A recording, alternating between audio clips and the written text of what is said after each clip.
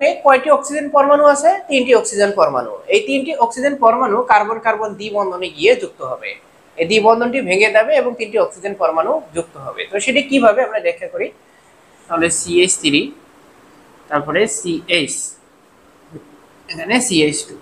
দেখো কি করবা, এর নিচে নিচে একটা অক্সিজেন, এর নিচে নিচে একটা অক্সিজেন, ঠিক আছে।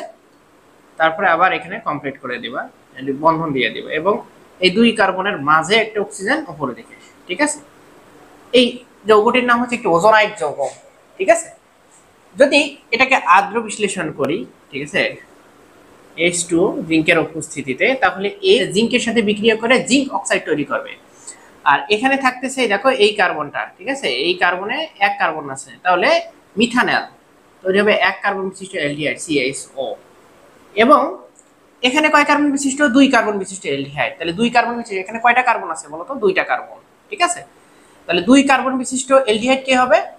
Ethanol, CH3CHO। তাহলে এটা হচ্ছে A যৌগ আর এটা হচ্ছে B যৌগ।